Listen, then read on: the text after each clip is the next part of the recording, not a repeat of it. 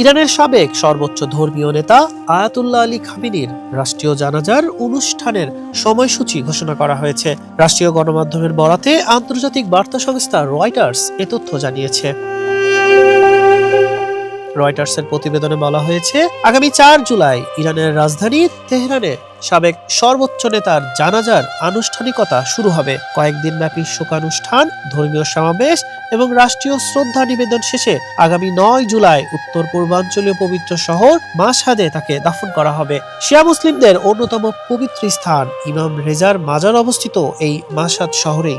ইরানি কর্তৃপক্ষের ধারণা, খামেনির শেষ বিদায়ের এই কর্মসূচিতে দেশ বিদেশ থেকে প্রায় 2 কোটি মানুষের সমাগম হতে পারে।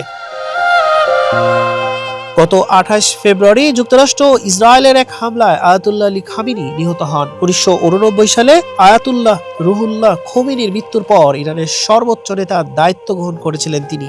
দীর্ঘ 3.5 দশক দায়িত্ব পালনের পর তার এই প্রস্থান ইরানের ইতিহাসে একটি গুরুত্বপূর্ণ অধ্যায়ের সমাপ্তি ঘটালো।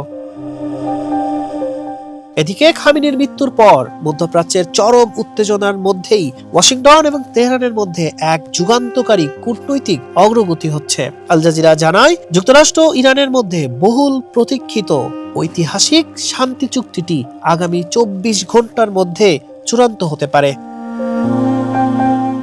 শনিবার সামাজিক যোগাযোগ মাধ্যম এক্সে দেওয়া এক বার্তায় এই ঐতিহাসিক অগ্রগতির কথা প্রকাশ করেছেন পাকিস্তানের প্রধানমন্ত্রী শাহবাজ শরীফ।